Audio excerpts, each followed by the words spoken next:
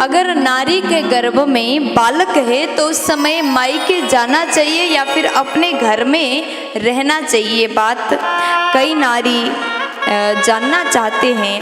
अगर आपके गर्भ में भी बालक है तो उस समय मायके में रहना चाहिए या फिर ससुराल में रहना चाहिए। ध्यान से सुने। याज्ञवल्क्य स्मृति में लिखा है, अगर नारी के गर्भ में संतान है तो उस समय पियर मायके नहीं जाना चाहिए। क्यों नहीं जाना चाहिए, उस विषय पर भी चर्चा किया है। देखिए, मुनियों ने जब ग्रंथ में लिखा, ऐसी बात, इतनी बड़ी बात लिख दिया, अगर गर्भ में बालक है तो मायके नहीं जाना चाहिए, तो इसके पीछे कोई ना कोई बात तो जरूर होगी। बिना कारण, बिना रीजन के कोई बात किया नहीं जाता, और मुनियों ने अपने ग्रंथ में लिख दिया है तो कोई ना कोई बात जरूर होगी। ये सभी को समझना चाहिए। और जितनी देवियाँ, जितनी नारियाँ मुझे सुन रही हैं, थोड़ा सा इस बात पर आप ध्यान दीजिए।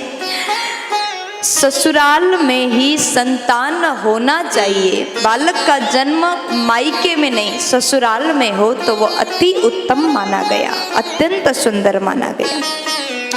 अब इसका कोई उदाहरण है क्या?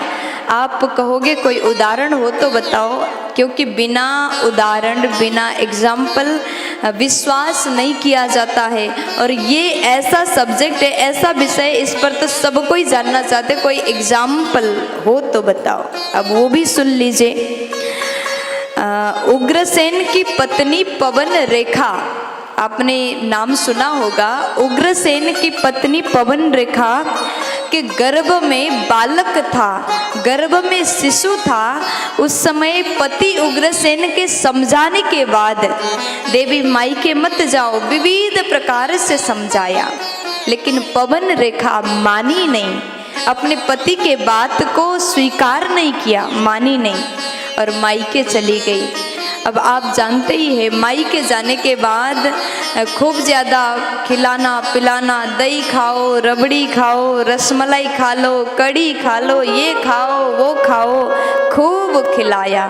और पवन रेखा बड़ी खुश होकर के सभी चीज़ खाने लगी। और उसके बाद पिता के बगीचे को देखने के लिए, अपने पिता के बगीचे में घूमने के लिए पवन रेखा बगीचे में चली गई। और बगीचे में घूम रही थी, और उस बगीचे में एक द्रुमिल नामक राक्षस था, जिसका निगाह, जिसका नेत्र पवन रेखा के उदर की ओर पहुंचा। पवन रेखा के उदर को द्रुमिल नामक राक्षस ने देख लिया, और परिणाम क्या हुआ? कंस जैसा महापापी पैदा हुआ। इसलिए कहा जाता, मुनियों ने लिख दिया, गर्भावस्था में कहीं भी ना जाएं, मायके ना जाएं, ससुराल में ही रहें। इसका मतलब आपको रोकना टोकना ऐसा बिल्कुल नहीं है। देखो, जितना हो सके उस समय नारी को अपने उदर जो है, पेट जो है, ढक के रखना चाहिए। कोशिश करिएगा आपका उदर कोई व्यक्ति देखे ना, नज़र भी लग सकता है, और गलत नज़र अगर लग गया तो पैदा होने वाला संतान दुष्ट भी हो सकता है। इसलिए माताओं को, देवियों को, बहनों को विशेष मैं निवेदन करना चाहती हूँ, गर्भावस्था में अगर आपके गर्भ में संतान है तो आप ज़्यादा बाहर ना जाएं, ज़्यादा घूमें ना, अपने स्वास्थ्य का ध्यान रखें, घर पर ही रहें।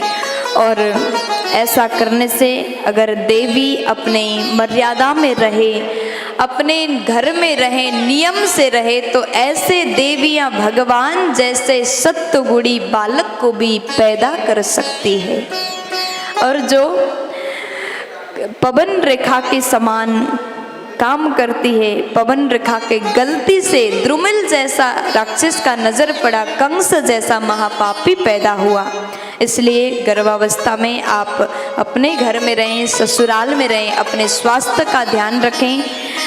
तो इस बात का विशेष ध्यान दीजिए, क्योंकि शास्त्र में बताया गया, याज्ञवल्क्य स्मृति में लिखा गया जो बात है उसको अगर सुन करके अगर जीवन में धारण करोगे तो आपके गर्भ से भी भगवत स्वभाव का सत्व गुणी बालक अवश्य पैदा हो जाएगा। प्यार से बोल दीजिए ना।